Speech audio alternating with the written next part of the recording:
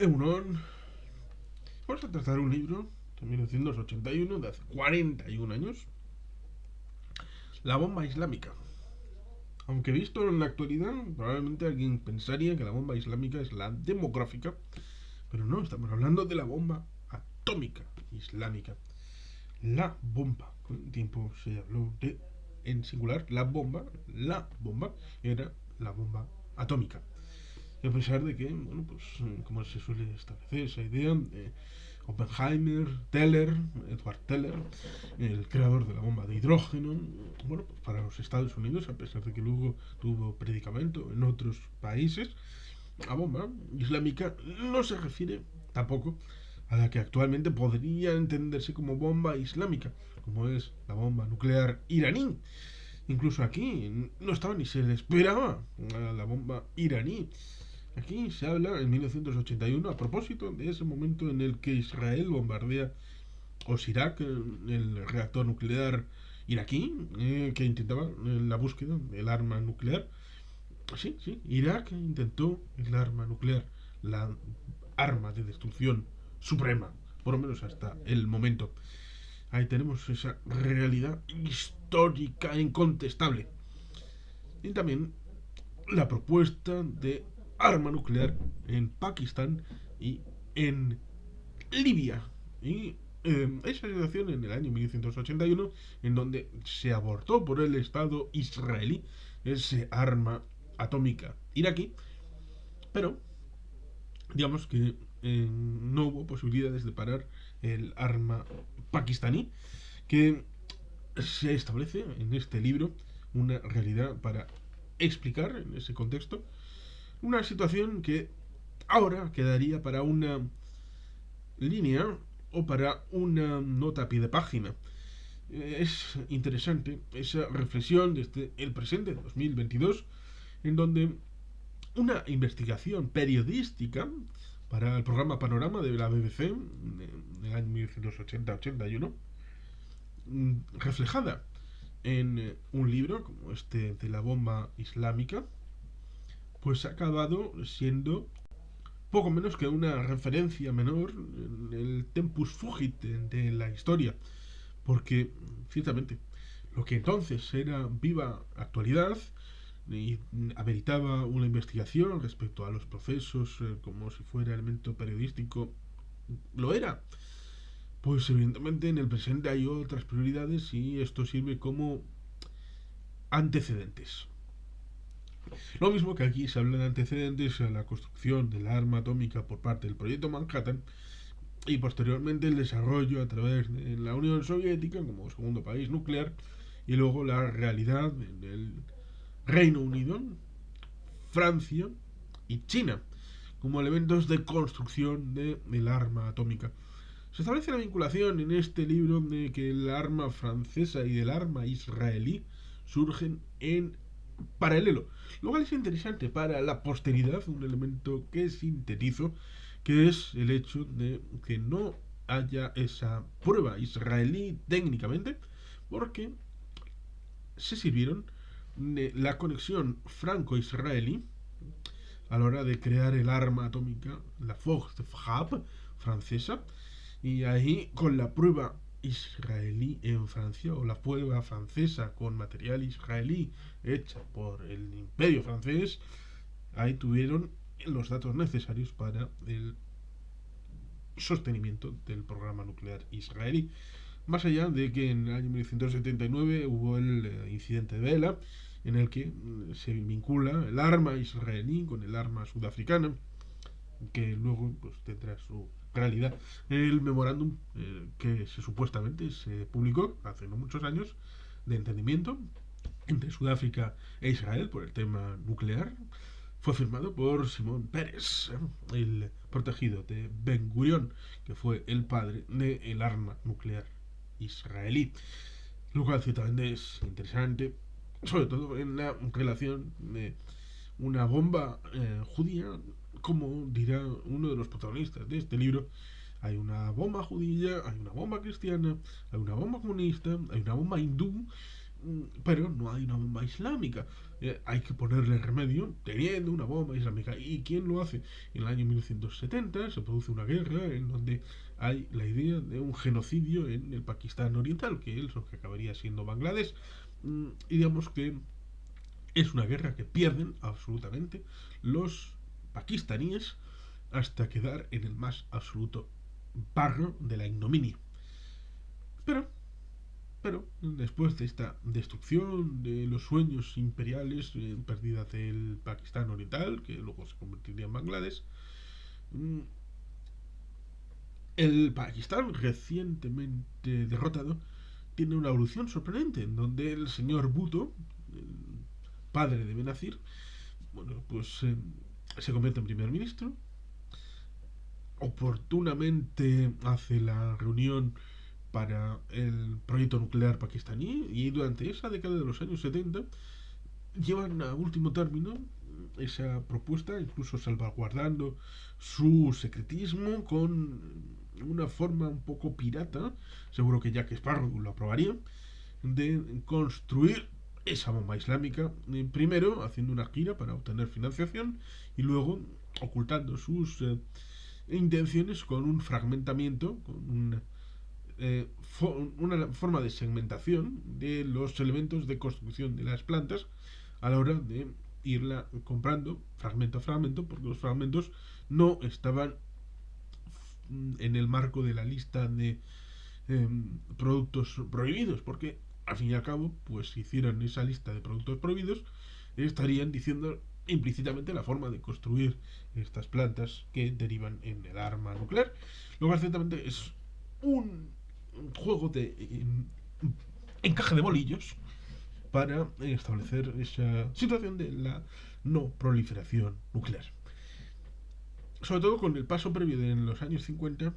de Ike Eisenhower con los átomos de la paz, es decir, establecer la idea de que había un planteamiento de átomos pacíficos en donde era posible establecer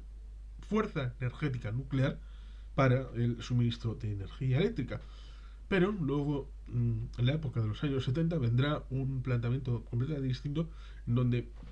energía nuclear y arma nuclear van de la mano y que si alguien quiere establecer un programa de energía nuclear, en realidad lo que quiere establecer es un programa de armas nucleares. Y por lo tanto se establece la idea de que hay que quitar del medio el programa nuclear civil o restringirlo hasta el mínimo, lo cual ciertamente choca con algo que hemos sabido después y que no está en este libro, pero que de haberlo sabido no sé si cambiaría alguna perspectiva de los autores o de los actores que participan en el trasfondo de la realidad del libro, porque tenemos esa situación en que en los años 80 desde la Unión Soviética para Europa Occidental y para el mundo occidental en general financiaron partidos verdes y ONGs para establecer esa conexión precisamente derivada de este informe de los años 70 de la administración Ford y Carter, eh,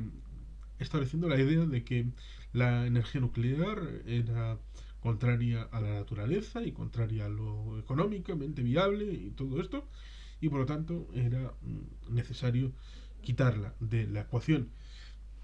Pero se ha sabido que era precisamente por parte de la Unión Soviética, cosa que luego heredó Rusia a la hora de vender hidrocarburos especialmente a Alemania y al conjunto de Europa, cosa que no se ha tenido un problema hasta el momento actual en 2022. Lo cual ciertamente hay que saber el background a la hora de establecer responsabilidades y realidades. Lo mismo que evidentemente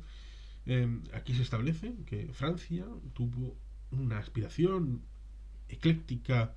en la hora de establecer una relación con países del tercer mundo y venderles material nuclear civil,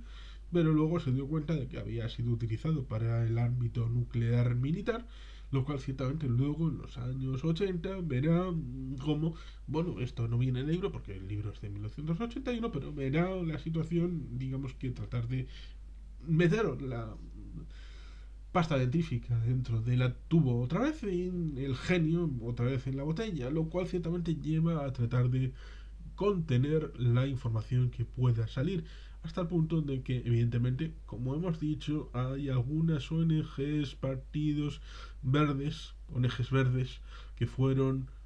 tocadas, bien tocadas, por dinero soviético para dar un mensaje a Occidente. Cosa que, evidentemente, luego esto tendrá repercusiones, pero esto se sabrá recientemente en el siglo XXI. Pero parece que algo podían conocer en el tráfico de información, por lo que cierta ONG verde en Nueva Zelanda, los franceses, el servicio de inteligencia, quiso limitar el acceso a las pruebas nucleares en tanto en cuanto no querían que terceros países fueran suministrados de información. Pero lamentablemente, en el momento de la destrucción de la información en el barco de esta ONG, pues un fotógrafo que precisamente lo que quería era salvaguardar esa información gráfica obtenida, acabó falleciendo, cosa que no debería haber sucedido si simplemente hubiera prevalecido el servicio humano, el instinto humano de la supervivencia, es decir, haberse alejado completamente después de la primera explosión. Pero se metió en el fuego y quiso salvaguardar alguno de sus carretes de imágenes gráficas de la intrusión en esfera privada del ámbito de esta ONG verde llamada Greenpeace y el Rainbow Warrior en tierras de Nueva Zelanda. Ciertamente, son situaciones complejas, vidriosas, que tenemos en el ámbito de Gaddafi, que quería el arma nuclear, lo podía hacer solo, no, quería hacerlo a través del impulso de Bhutto en el ámbito de Pakistán. Y luego la situación respecto a Irak, las armas nucleares, la bomba islámica. Precisamente en este ámbito, en colusión con el ámbito de India, que en el año 1974 el Buda sonríe, tienen la posibilidad de construir armas nucleares, pero no lo hacen porque simplemente han demostrado que tienen los elementos para construirla, que han hecho el procesamiento para el uranio y para el plutonio, lo cual ciertamente es meritorio y inquietante en cierto punto, hasta el punto de que ciertamente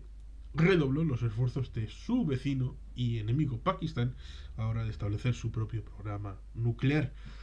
lo cual ciertamente en el momento en el que se establece este libro no hay todavía el arma nuclear islámica en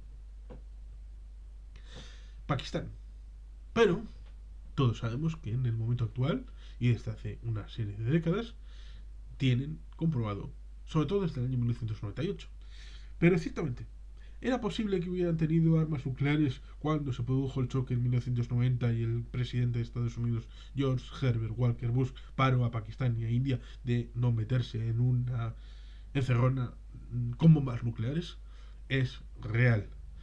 Estados Unidos hizo un beneficio para la paz mundial con el parar esa hipotética guerra nuclear en 1990. Cosa que los anti-estadounidenses, los anti-occidentales suelen pasar por alto siempre con la baba de el odio a Estados Unidos.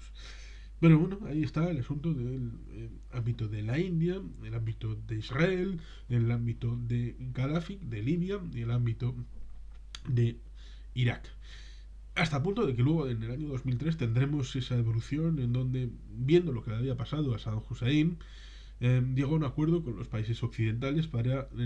demostrar que había voluntad de destruir su stock de armas de destrucción masiva y su programa nuclear en el ámbito de Libia. Luego las soluciones son las que son y bueno, pues el propio Gaddafi se había metido en problemas internos que llevaron a una primavera árabe interna por el intento de arabización de los tamazic, de los amazic, de los pueblos nativos originarios del norte de África, estos pueblos nómadas que trasuntan por el ámbito de los desiertos del Sahara. Pero eso sería otra historia, evidentemente. Pero el temor a lo que le habían hecho a Saddam Hussein está presente en ese acuerdo de desnuclearización de la Libia de Gaddafi en 2003. Ciertamente ahí está el bombardeo en 2007 de la instalación nuclear en Siria. Y en 2003 precisamente habían tenido un acuerdo entre Siria e Irán para una defensa mutua, que sería del la primavera árabe que surgió en Siria desde 2011, de haber tenido Siria armamento nuclear compartido con Irán, lo cual ciertamente produce escalofríos solamente de pensarlo. Pero ciertamente, en el momento de 1981 teníamos otra situación completamente distinta de la que tenemos en el año 2021-2022. 40 años no pasan en balde, y precisamente por eso en esta propuesta se detalla la construcción de esa bomba islámica pakistaní, del intento del Irak de conseguir ese arma atómica y cómo revoloteaba el Gaddafi, la Libia de aquel momento, y sobre todo con esa situación en donde con el reactor Candu en Canadá, tratando de establecer venta de productos nucleares, Francia, la situación entre Inglaterra, Alemania Federal y la propia Francia, con Urenco, creo que era, respecto a proyectos relacionados con el uranio, la situación de Pakistán a través del señor Khan en los Países Bajos, a la hora de burlar esta realidad, la deriva de algunos proyectos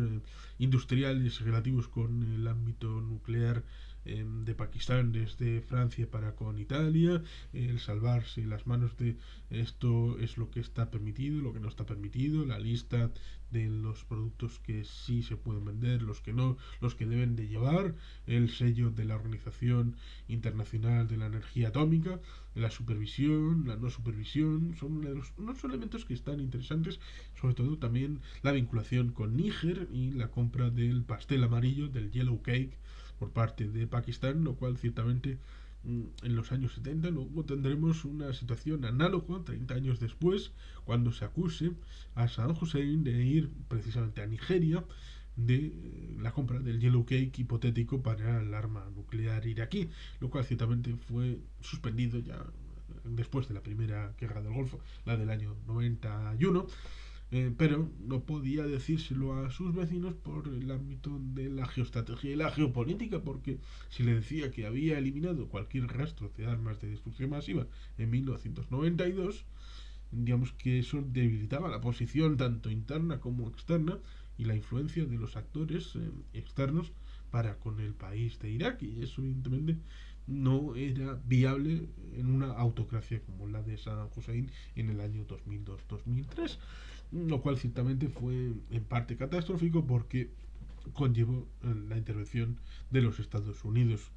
lo cual es paradójico porque actualmente Irak está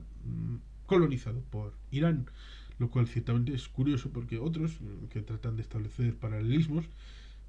Estados Unidos no ha tenido como Estado número 51 de la Unión al Estado iraquí, cosa que otros sí quieren con Ucrania para la construcción de una Rusia imperial zarista de nuevo. Pero bueno, ahí está la realidad de cada pueblo y de cada país a la hora de establecer el momento y el elemento político. Por eso es interesante el contexto del año 1980-81, la proliferación nuclear, cómo estaba y con la historia completa de la carrera de armamentos nucleares en el Oriente Medio y en el sudeste asiático. Luego ahora tenemos otras situaciones respecto a la proliferación nuclear. La bomba islámica actualmente sería la bomba iraní. Sería una historia que ameritaría y seguramente será difícil conocer en sus exactos términos un libro como este respecto a la bomba iraní. Evidentemente ha habido proliferación nuclear, por ejemplo en este libro no estaba contemplada la posibilidad de que un Corea del Norte tuviera el arma nuclear, y la tiene, reconocida actualmente, tiene su propio arsenal. Aquí se hablaba de la posible proliferación de países como Sudáfrica, que en el año 1992-94 perdió su programa nuclear y sus 6 bombas atómicas que presumiblemente tenía gracias al esfuerzo israelí. Y se hablaba también de España, de Argentina, de Brasil, de países que tienen el proceso de construcción nuclear civil avanzado y que en escaso tiempo podrían transmutar ese programa en nuclear militar y obtener armas nucleares evidentemente, en estricto sentido, militares del programa para el desarrollo de este artefacto para la disuasión, en principio, lo cual es curioso porque si hablamos de disuasión, estaríamos hablando del cambio de los paradigmas a la hora de la participación de la Rusia del zar Putin en la construcción de ese nuevo paradigma si lo utilizan en Ucrania. Estaría dando la idea de que únicamente un país con armas nucleares está libre de cualquier intervención, con lo cual estaría diciendo que el memorándum de Budapest de 1994 fue un error completo y que por lo tanto